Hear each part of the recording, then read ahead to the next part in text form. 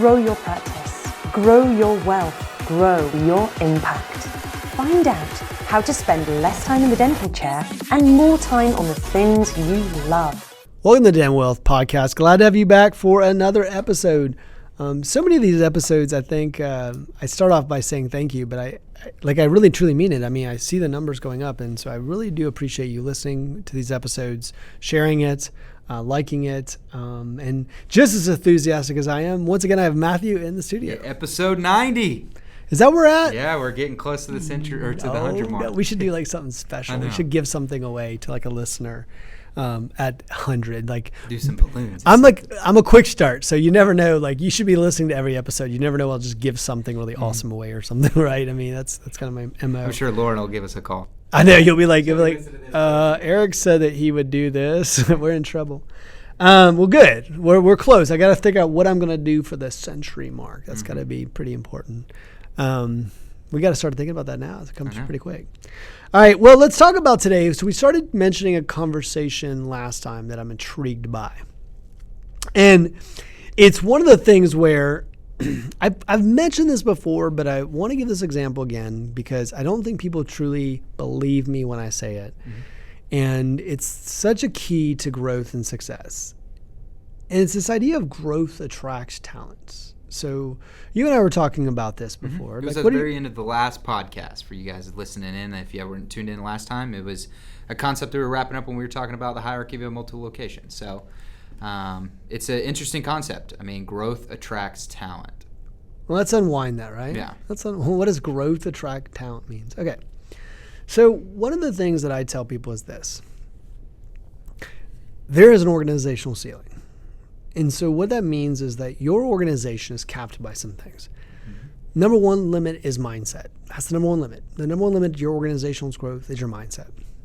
Believe it or not, it's just true. You're the one capping your organization's potential based on what you think it can do.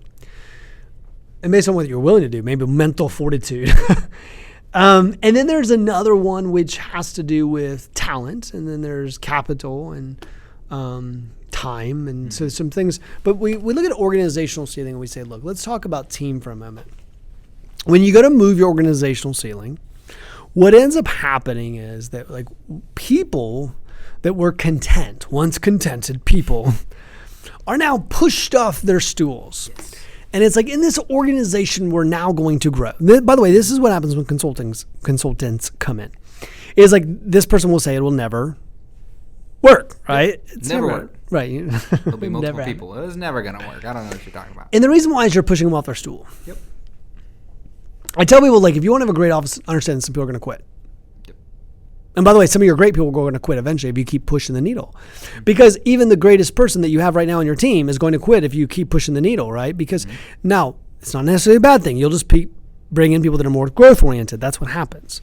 And so what ends up happening is we look at this and say, okay, growth attracts talent. All right, that's true. So what do I mean by that?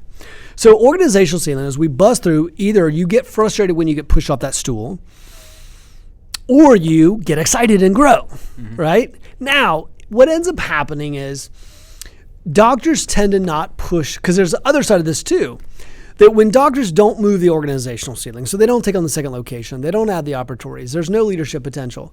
The person who's really, really, really, really growth oriented is like, I don't want to be here anymore. I don't want to be here anymore. Yeah. There's no potential here. I make $35 an hour. Maybe if one rock goes on around another rock I'll get enough money, but inflation will take care of that. There's really no growth potential. There's no leadership potential. This doctor doesn't want to grow.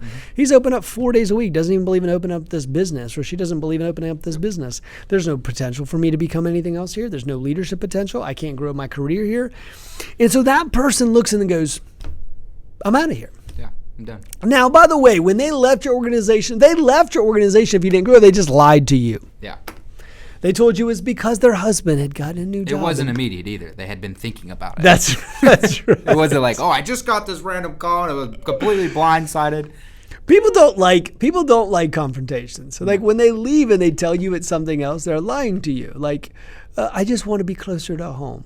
It's not that. Yeah. Because I'm telling you right now, if this was the job for them and if it was awesome and compelling, they would have stayed. They would have stayed. They'd be like, I ain't leaving anywhere. Now, people don't like confrontation. It's like the patient who walks out the door and you don't know how to overcome objections, walks out and says because they can't afford it or because their spouse, they got to talk to their spouse. They're just trying to slide out the door. Same thing happens with team members, right? So if you have these really good team members, so this conversation came up. Man, I took my phone and I'm making a note because it was when it came up. I was like, oh my gosh. When we were talking about last episode, is we have a doctor that engaged with us a few years back. Sometimes I can scare people. I've been told that. Because I'm so damn ambitious. Like, I believe a dental practice can do so many freaking amazing things and has so much ability to impact your life that mediocrity is bullshit. Like, I don't stand for it. I don't want it in my life. If you want to, like, I'm going to tell you now, if your goal listening to this podcast is you can sit at the walls and stare at it until the day you pass this earth, turn it off. I'm not for you. Like, I'm just not.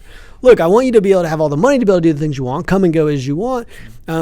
By the way, my system gives you all the time and money to do all the things you want. And so you not only you have time, because if you follow the traditional system, you'll have time, but you'll have a fixed income, so you won't have the money, right? I'll give you both. But like you have to be willing to build this organization. And so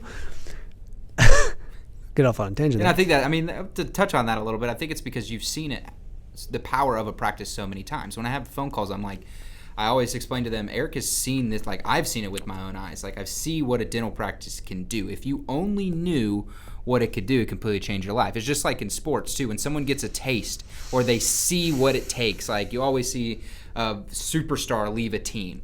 He just knew that it was capped out there, but he saw what this team was able to do if he just did this one thing.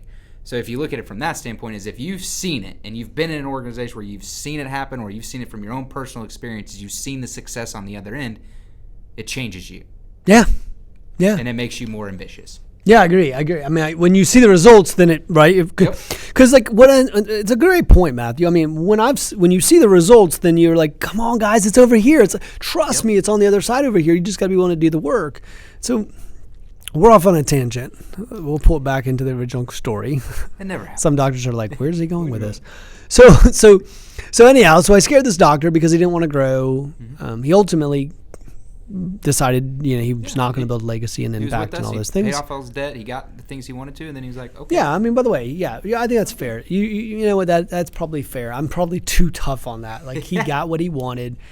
He got the systems he wanted. But we knew what he could do with it. We knew what he could do with the business. He got the growth that he wanted, and so he was good. And look, maybe I should be not so damn hard on those people, but it just pisses me off because I'm like, but do you see the potential? Like, I'm just not. I don't understand why you wouldn't want to live up to your potential in this world. But that's my own thing. Anyhow, I digress. So eventually he had a team member who held on for a few years, hoping that he would change his mind and grow. And finally, she just called Tower Leadership up. Now, by the way, this is his most talented team member. It's the most talented team member he has by far in his organization, the most talented person. And she called up Tower Leadership. And of course, she kept communicating with us. We kept communicating with her. We love your team. We take care of them. This is there's a mission here. And she said, do you know of practice who's growth oriented that I could come and serve? And we said, of course we do. We know lots of them. Here's the question for you. Where do you want to go? We've got them all over the country. Like, we have practices all over the country. Where is it you want to go? So we made one phone call, boop, called up an awesome, amazing, ambitious doctor. We said, we have got someone for you to meet. And we made an introduction. Now she's hired. Now, this person went from not being able to grow at all to like, she can't keep up with this organization, right? And I always say, like, the CEO's job is to grow the organization fast enough to where people can't outgrow it.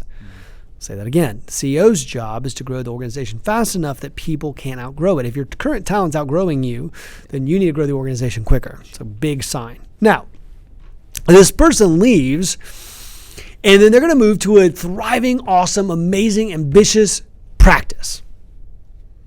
Now, here's what happened. They didn't put an ad for this person. This doctor that she went to didn't put an ad for this person. She didn't ask 5 friends. She didn't talk to her supply rep. She didn't ask anyone if they know anybody. She was called. Isn't that interesting? People were calling her. That's right. The dentist gets a phone call. Hey, I got another talented person. And so, my philosophy is that, like, I tell doctors, like, how do you recruit top talent? Be a freaking top performing dental practice. Give them opportunity to grow. Be the best of the best. Work on your leadership skills. Work on your own personal leadership skills. That's right. Go work on you. Go work on your own health. Don't walk in there and be a complete disaster, be a shitty leader, and don't take care of people, and then wonder why you can't attract great people. They don't want to work for you. Nope. So what ends up happening is that's why Tower Leadership was formed the way, because I was like, look, here's the thing. I got to help people become amazing leaders. And if they become creating leaders, they will attract amazing talent. You have a bunch of awesome people creating what they call synergy. Everyone's working together for a common purpose and goal. And da-da-da-da-da. I can get off on a tangent on that too for like the next 5 days. But this is what that's what it's all about. Now, this person, interestingly enough, and you and I know who this is, but why do you think we know her? She's freaking talented. Yeah. We know who your team members are that are talented. So she goes to this other talented. And so there's two ways. Like, we could look at a case study, right? Matthew, we could look at a case study together. Case study number one, we have a doctor who was able to bring in another talented person who's has going to have a huge impact on an organization without any recruiting at all. Mm-hmm. How does an organization become powerful, successful, driven, great leadership? That's case study number one, right? So one of the things you do in an MBA is you study things that went well and things that didn't go well, right? Mm-hmm. I would encourage people in life, study failures as well as successes. I think everyone wants to study successes. Yeah. Study failures too. So case study number one for your dental MBA. Case study number one says, hey, these people did it really well. She created an awesome, amazing organization. By the way, she's been with Tower Leadership for a few years. Created an awesome, amazing organization, attracts top talent. Yep. Number two, the failing practice. What didn't go well? Like, I gotta use that dramatic voice. What didn't go well? Or not even the failing practice. The practice that just is doing like a 1.1 and in my mind, it's not. It's failing. Let me use my for failing. 20 years, you've been doing the same thing. You're doing great. Let me tell you why I call it failing. I want to use this actually pretty specifically. It's failing because I know the long term what that practice looks like. Let me tell you why. Because failure isn't something that happens overnight. Mm-hmm. Failure is something that erodes over a period of time. Nobody picked up a cigarette and got cancer the next day. What ends up happening with failure actually is mistakes over a period of time. See, when this person left this dental practice, this doctor, I'm sure, is going to say, well, she just was looking for another opportunity, no big deal. Probably crushed by it, but probably like, it's fine, we'll replace her, no big deal. But he didn't understand. It wasn't a position he lost. He lost his only person who was driving leadership. Now, the question and what we'd want to study is what's the void, right? So if we did a long-term business study of this company, what we'd find is the compound effect is going to take place. So there's compound effects on both sides. One is the dental practice that keeps attracting top talent, and what happens with their organization, how they're able to grow, scale, and multiply. The other one's going to end up happening is somebody, mark my damn words, someone else is going to leave because she left. Mm-hmm. Because in fact, the only reason that person was staying with that dental practice is because they were like, she's there. If it wasn't for her, I would leave in a heartbeat because the doctor's not the one motivating me. She leaves, you're going to create a vacuum. Now, all of a sudden, the only people who are willing to stay are the people that don't have a choice and are not growth oriented. And I think the important part of that is when you said earlier, this happens over a period of time. So again, a time study on that, it might show that the practices look about the same for the first 6 months. That's right. Or the first year. Great point, Matthew. But then after that, boom. Yeah. You see that if you looked at a chart, it's going everywhere. Matthew, that was brilliant. Good point. Hey. That's a good point. Hey, look, that's a great point. I think I'm really glad you said that. And I'm really glad you pointed that out. See, that's the problem with success and failure is they don't happen overnight. So yeah, you're right. If you look at this dental practice and in the next 6 months, 8 months, revenues won't change. Yeah. They won't. I mean, you're going to see very real impact. And that's the problem, right? Mm-hmm. Because you got to be smarter than that, right? You got to be smarter than that because you got to understand the weeds take the soil. So what ends up happening is this doctor will be like, I don't know, nothing happened. Production's the same. I mean, we got a little headaches. Mm-hmm. But what he didn't realize is the next person leaves and the next person leaves. And then what ends up happening is they have low producers that come in. And then the problem is they start to not be able to attract top talent. And then they have more drama and they have more problems. So what ends up happening is you start to scale this thing out. Production goes down. Drama goes up. headaches go up, tension goes up. If you have a business where the revenues start to go into decline, right? And by the way, all businesses, you have to look at this. This is what happens in businesses. So if the business is going down, inflation goes up. So the cost to produce every year, your dentistry goes up by 3%. And if you're decreasing, you might be negative 7%, 8%, 10% per year. If all of a sudden your headaches are increasing, like I should create like a graph and it's like headaches increasing, revenues decreasing, and we can like chart the area where Fran, I hope you're listening. We're like, what's that? I said, Fran, I hope you're listening. Yeah, create it. That's our graphic person here at Tower Leadership. We could create a chart that says this is where you sell. Because at the point where stress is going up to a point where you don't want to deal with it and revenue's going down to a point where you don't deal with it, it's called sell that son of a gun before anyone figures out what a mess it is. Yep. I want you to hear me on this. Now, he'll say that he just got tired.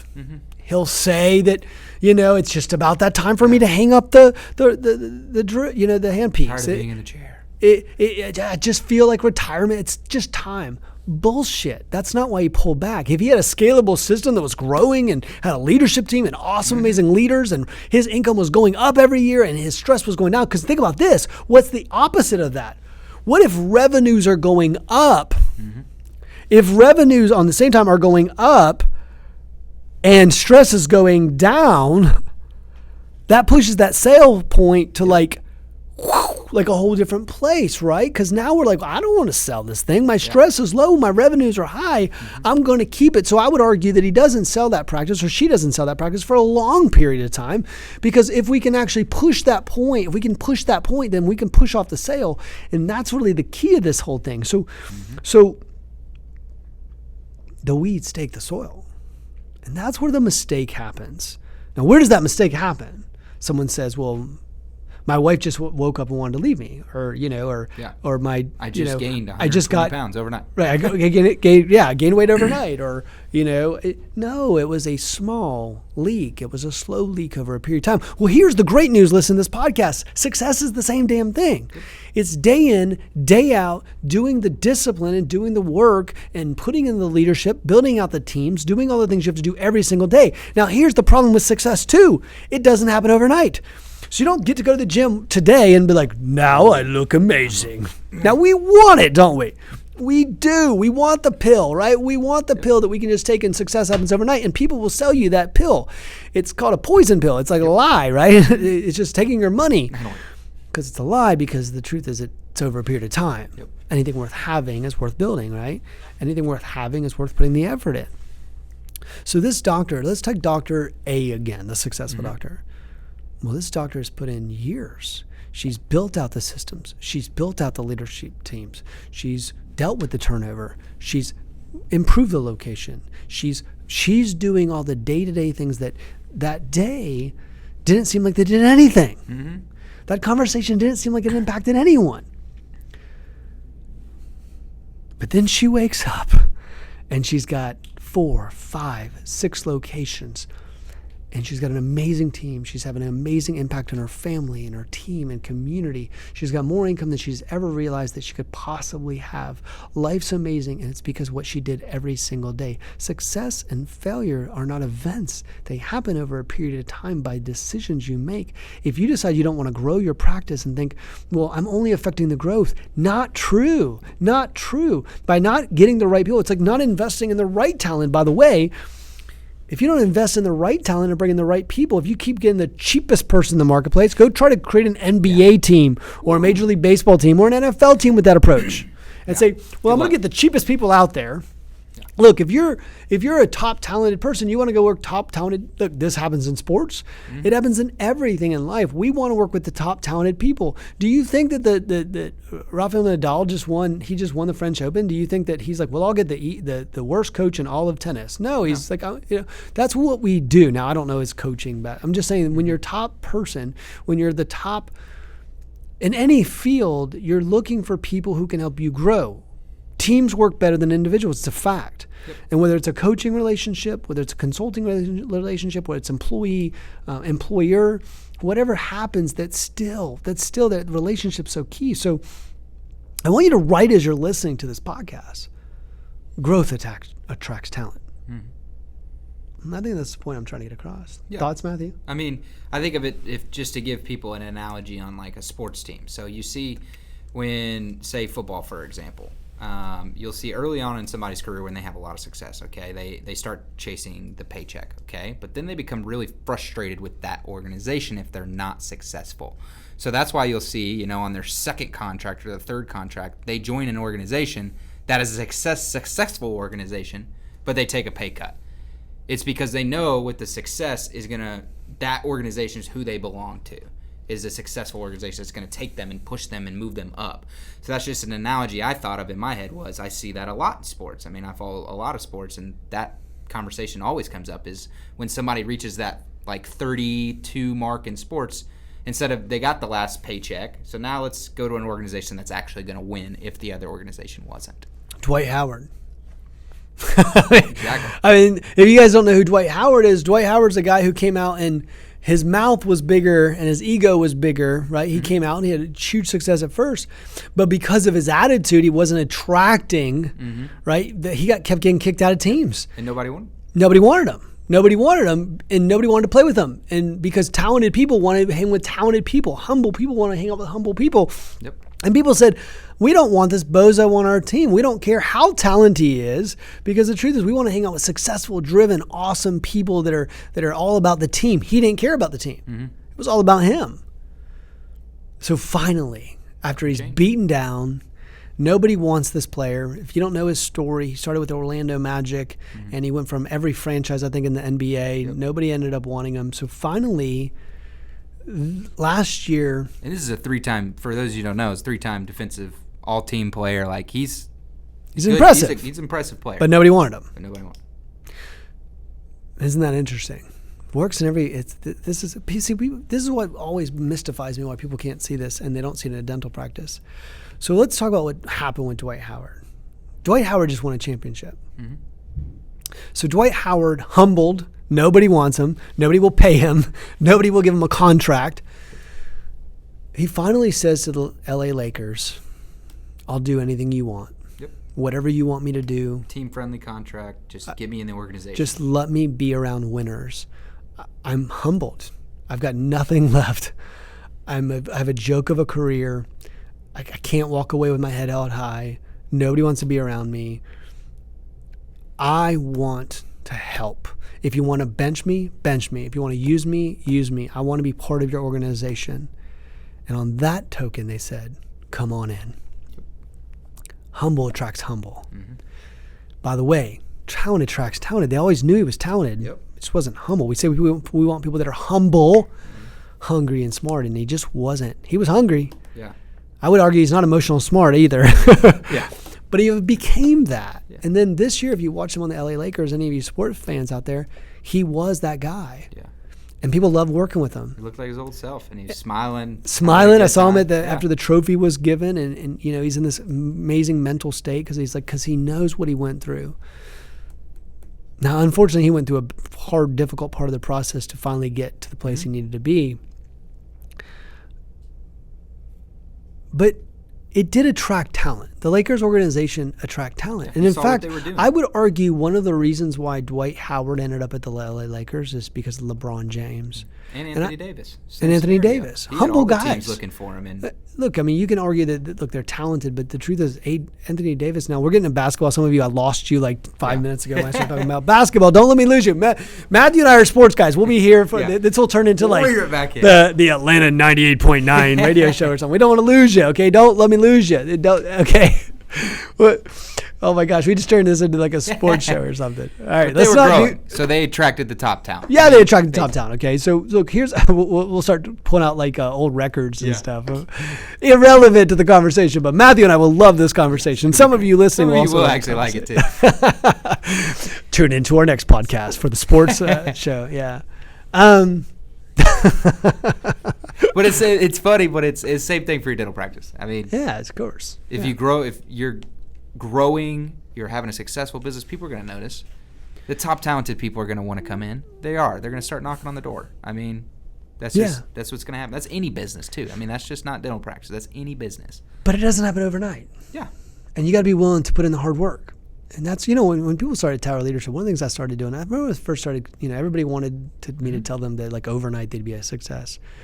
And what I tell people now when they work with me is I tell them like, and work with us, I tell them like it's hard ass work for a long period of time and you'll have the business you've always wanted. If you want an overnight, like some kind of things that doesn't work, by the way, it's not going to work. It'll push your revenues up. People will quit. It doesn't work long term. If you want an organization built to last, then we're the right fit. If you're looking for pie in the sky, flash in the pan, we're not. It's not us. Go find someone else. There's plenty of people that are selling you bullshit, and you can buy it if you want. Mm-hmm.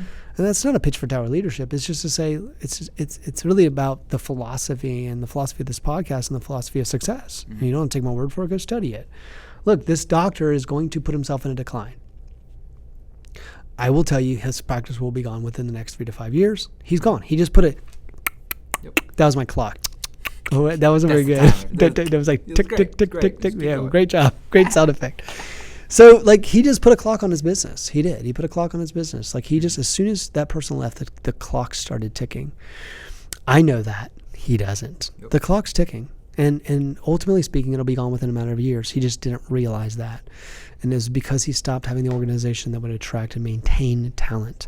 Here's what I want you to get out of this podcast. I want you to look about, first of all, the first thing I want to do is look at yourself. Mm-hmm. Are you growth oriented? Do you want to grow? Are you humble, hungry, and smart? Are you working out? Are you dressing the part every day? Are you reading? Are you engaged in leadership? Are you trying to be a great leader? Are you trying to serve the team? Is it all about you, like a Dwight Howard, or is it about them? Or are you trying to be part of the team? Like Dwight Howard finally learned, I need to be part of a team. Yes, even if you own it, you're part of a team.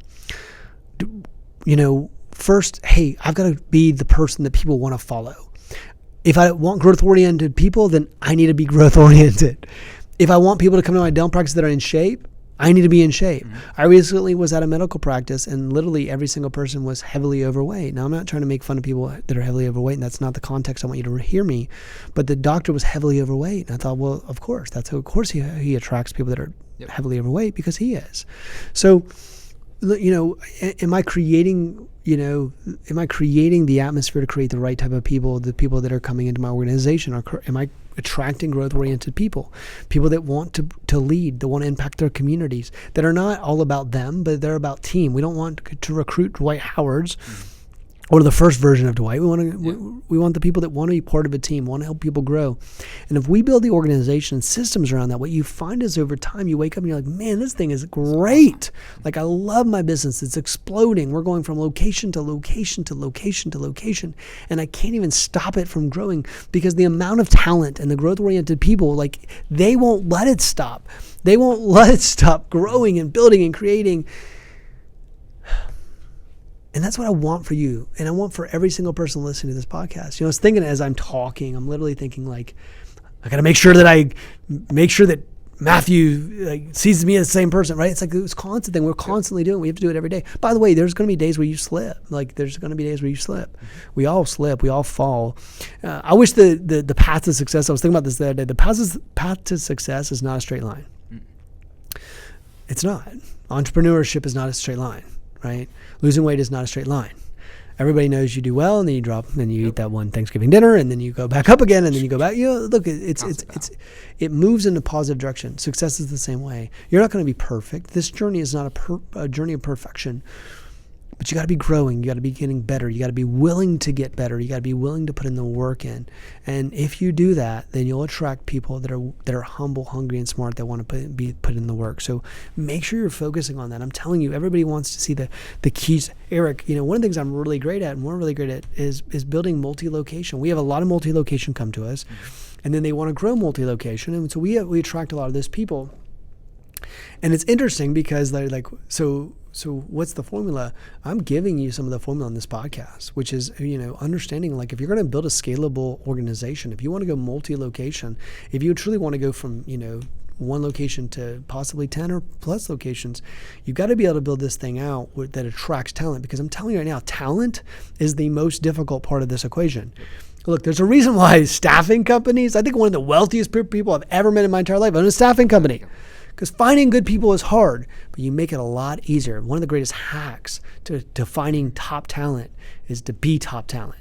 And when you do that, when you create that atmosphere, you'll attract those people. And when you learn how to do that, you'll find that people come to you. And if people come to you, then you won't be drained with all your energy, time, and money, by the way, trying to find top talent. And then you'll see this thing grows exponentially. So, Matthew, thanks for being here again, buddy. Thanks. It was always a good episode. So I look forward to next week.